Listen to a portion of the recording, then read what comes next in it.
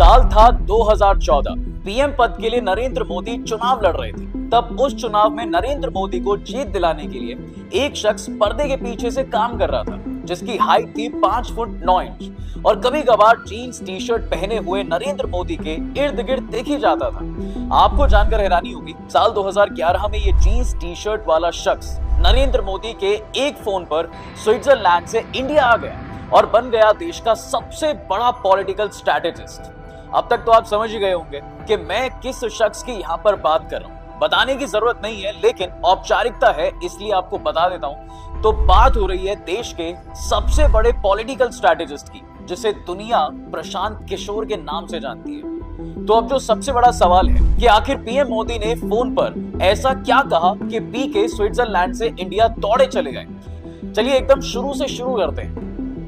बिहार के रोहतास जिले में जन्मे प्रशांत किशोर की शुरुआती पढ़ाई अपने शहर में ही हुई है। पढ़ाई में इतने शार्प थे कि पिताजी को लगता था कि बेटा हमारा डॉक्टर या इंजीनियर बनेगा, लेकिन पीके उन दिनों क्या बनना चाहते थे शायद उन्हें खुद भी नहीं पता था। बिहार से बाहर निकल के तो दिल्ली के हिंदू कॉलेज में दाखिला लिया, फिर वापस घर लौट गए। 2 साल पूरा ब्रेक लिया। उनसे पिछले दिनों इंटरव्यू में पूछा भी गया था कि वो ब्रेक में क्या करते थे। जवाब आया कि वही जो उस उम्र में युवा नहीं करते थे। हालांकि हिंदू कॉलेज से ग्रेजुएट होने के बाद उन्होंने पीजी पब्लिक हेल्थ से की। इसमें भी बीच में 1 साल का ब्रेक लिया, यानी ग्रेजुएशन और पीजी के बीच 3 साल का ब्रेक। पढ़ाई के बीच इतना ब्रेक देखकर उनके पेरेंट्स ने तो यही सोचा होगा कि शायद ये लड़का अपना करियर बर्बाद करने पर लगा हुआ है, लेकिन हुआ इसके उलट। पढ़कर निकलते ही उन्हें यूनाइटेड नेशंस में पब्लिक हेल्थ में ही अच्छी जॉब मिल गई। पहली पोस्टिंग हैदराबाद में हुई, जहां उन्होंने जमकर काम किया और ऐसा काम किया कि यूनाइटेड नेशंस में उनकी गिनती काबिल लोगों में होने लगी। इसके बाद यूनाइटेड नेशंस के हेल्थ डिवीजन में प्रमोशन भी हुआ। इसके लिए उन्हें स्विट्जरलैंड की राजधानी जिनेवा जाना पड़ा। जिंदगी अच्छी चल रही थी, सैलरी अच्छी थी और फ्यूचर भी ब्राइट था, लेकिन किस्मत को तो कुछ और ही मंजूर था साहब। साल था 2011। जिनेवा में काम के दौरान ही उन्होंने एक सर्वे किया जो 4 राज्यों में कुपोषण से रिलेटेड था। इसमें गुजरात, हरियाणा, कर्नाटक और महाराष्ट्र जैसे राज्य शामिल थे। सर्वे के बाद उन्होंने रिपोर्ट बनाई जिसका नाम रखा गया था malnutrition in high growth states in India. इस रिपोर्ट में गुजरात को सबसे नीचे रखा गया था। नीचे इसलिए क्योंकि गुजरात में कुपोषण की स्थिति सबसे ज्यादा खराब थी। लेकिन ये बात गुजरात के उस समय के सीएम नरेंद्र मोदी को रास नहीं आई और इसके कुछ दिन बाद ही गुजरात के सीएमओ ऑफिस से प्रशांत किशोर को एक फोन जाता है। फोन पर कोई और नहीं बल्कि खुद सीएम मोदी होते हैं। कुछ मिनट की बातचीत के बाद फोन कट जाता है। दरअसल नरेंद्र मोदी फोन पर पीके से कहते हैं कि आप यूएन की नौकरी छोड़कर यहाँ आइए और हमारे साथ मिलकर काम कीजिए। शिकायत क्यों कर रहे हैं? इतना सुनने के बाद फोन पर एक खामोशी सी पसर गई। वो सीएम मोदी की बातों का जवाब ही नहीं दे पाए। उन्होंने इसके लिए उनसे समय भी मांगा। ये ऑफर बड़ा तो था, लेकिन मिडिल क्लास फैमिली के लड़के के लिए रिस्क भी उतना ही था, क्योंकि नेताओं के साथ काम करना किसी बड़े जोखिम से कम नहीं होता। रोज नए तरह के स्ट्रगल होते हैं, उनका दिल रोजाना ही जीतना होता है। काफी सोचने विचारने और वाइफ जानवी दास से सलाह मशवरा करने के बाद पीके ने सीएम मोदी को अपना जवाब भिजवाया। जवाब में उन्होंने कहा कि ठीक है, मैं नौकरी छोड़कर आपके ऑफिस ज्वाइन कर लेता हूँ, लेकिन बदले में आप मुझे हायरार्की का हिस्सा नहीं बनाएंगे। मैं आपके साथ सीधे तौर पर काम करूंगा। यहाँ हायरार्की का मतलब है मेरे बॉस सिर्फ आप होंगे, मैं सीधे आपको ही रिपोर्ट करूंगा। अब आखिरकार साल 2011 में प्रशांत किशोर सीएम मोदी से जुड़ जाते हैं और यही वो साल था जब गुजरात में विधानसभा का चुनाव होने वाला था। और इसी दौरान मोदी से वो डायरेक्ट जुड़ गए और मोदी के लिए स्पीच लिखना शुरू कर दिया। उनके लिए नए नए आइडियाज बनाने लगे और आइडियाज हकीकत में भी बदलते चले गए। जैसे जैसे उन्होंने अपने कामों को हकीकत में बदला, वो टीम मोदी के सबसे विश्वसनीय होते चले गए। लेकिन इस समय तक पीके को कोई नहीं जानता था। मीडिया भाव नहीं देती थी, क्योंकि पीके वो काम करते थे जो प्रोफेशनली पीआर बोला जाता है। और तब के समय इंडिया में पीआर की उतनी वैल्यू नहीं थी। अब ये क्या होता है पीआर? एक्चुअली में पीआर का फुल फॉर्म है पब्लिक रिलेशन, यानी जनता से अच्छा रिलेशन बनाना। यहाँ कोई कंपनी जिस भी क्लाइंट के लिए काम करती है तो उसके इमेज को जनता के सामने बेहतर दिखाती है। अगर क्लाइंट की इमेज खराब हो गई है तो उसको ठीक करने का काम भी पीआर कंपनी ही करती है। स्पेशली पीआर नेता, अभिनेता और बड़े बड़े बिजनेसमैन रखते हैं। खैर, टॉपिक पर वापस आते हैं। तो साल था 2013। पॉलिटिकल स्ट्रेटेजिस्ट प्रशांत किशोर ने अपने 3 साथियों यानी प्रतीक जैन, ऋषिराज सिंह और विनेश चंदेल के साथ मिलकर बनाई अपनी पहली पीआर कंपनी, जिसका नाम रखा गया CAG, जिसका मतलब था सिटीजन्स फॉर अकाउंटेबल गवर्नेंस।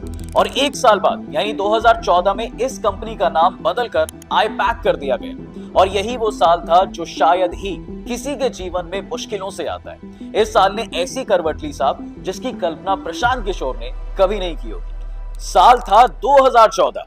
देश में लोकसभा चुनाव का बिगुल बज चुका था।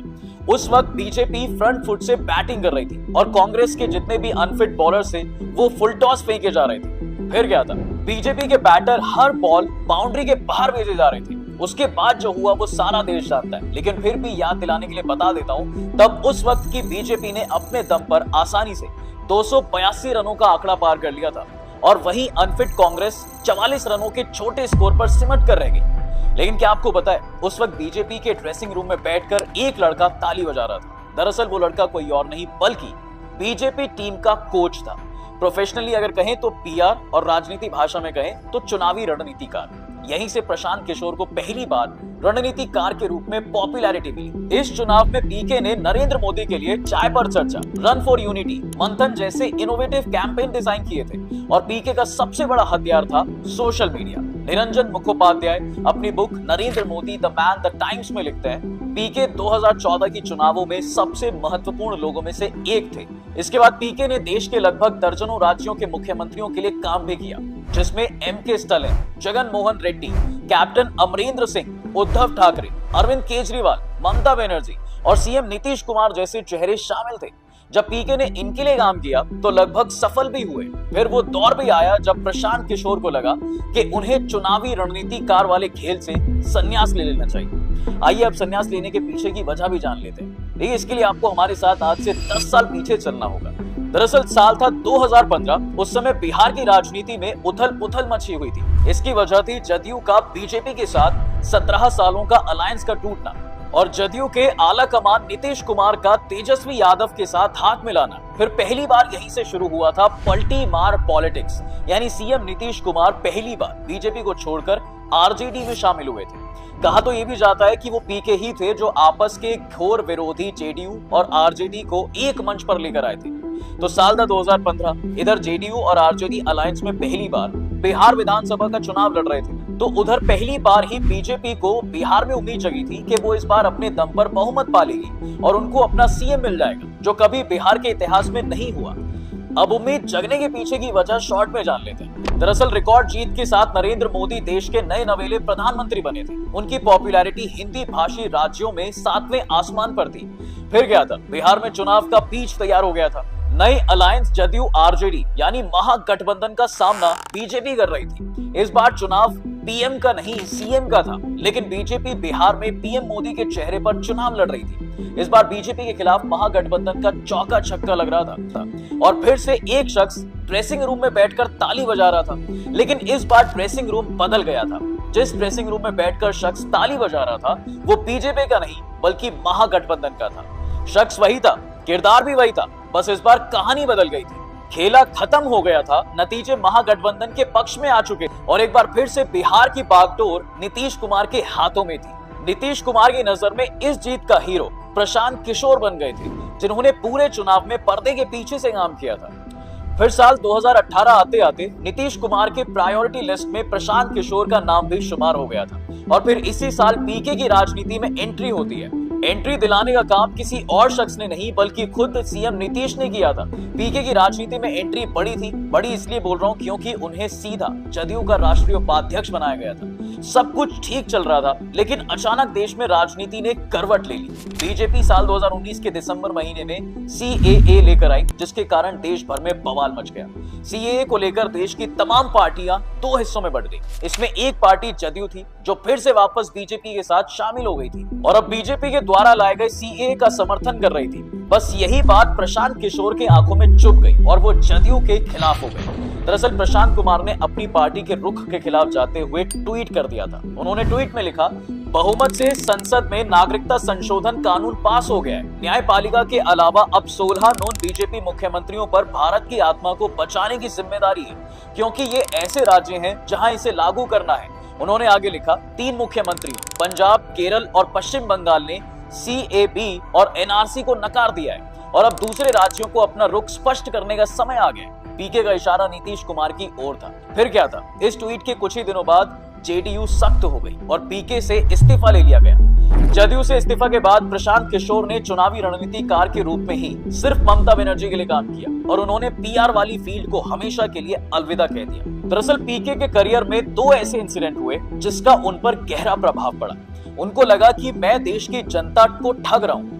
अब वो 2 कौन से ऐसे इंसिडेंट थे उसे जान लेते हैं। दरअसल साल था 2017। पीके कांग्रेस के CM कैंडिडेट अमरेंद्र सिंह के लिए कैंपेन कर रहे थे। इस दौरान उन्होंने पंजाब की जनता का भरोसा जीतने के लिए कैप्टन अमरेंद्र की ओर से एक मैनिफेस्टो तैयार किया था और इस मैनिफेस्टो का नाम था 9 नुक्ते।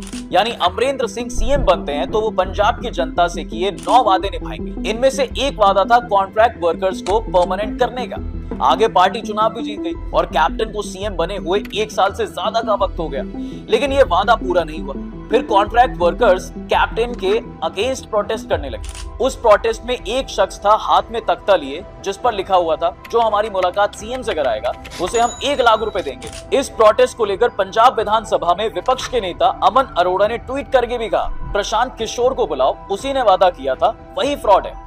अब प्रशांत किशोर ने इस ट्वीट को राहुल गांधी को भेजा और कहा कि सरकार आपकी, CM आपका, वादा आपका और जनता हमें फ्रॉड कह रही है। फिर पीके को लगने लगा कि भाई चुनाव जीतने के लिए मैनिफेस्टो तो मैं बनाता हूँ, लेकिन जीतने के बाद CM मैनिफेस्टो पर काम ही नहीं करते हैं और जनता के साथ धोखा हो जाता है, तो कहीं ना कहीं मैं भी इन धोखों में शामिल हूँ। और दूसरा कारण था साल 2015 का बिहार विधानसभा चुनाव और उस चुनाव में बनाया गया मैनिफेस्टो।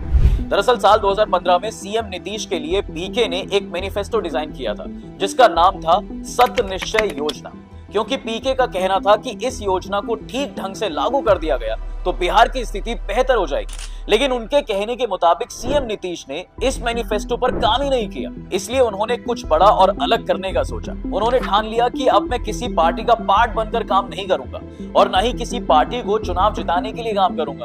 अब की बार काम करूंगा अपने लिए, अपनों के लिए और अपने बिहार की मिट्टी के लिए। खैर कहानी अभी बाकी है, हम अगले पार्ट में जानेंगे कि इस बार जब प्रशांत किशोर की पार्टी जन स्वराज बिहार में विधानसभा का चुनाव लड़ेगी तो वो बीजेपी, JDU और RJD इन तीनों पार्टियों में से किसके वोट बैंक में सेंध करेगी, और जब चुनाव लड़ेगी तो जन स्वराज को कितनी सीटें मिलेंगी, फिलहाल आप कमेंट करके बताइए। और जाते जाते चैनल को सब्सक्राइब करना और वीडियो को लाइक और शेयर करना बिल्कुल मत भूलिए।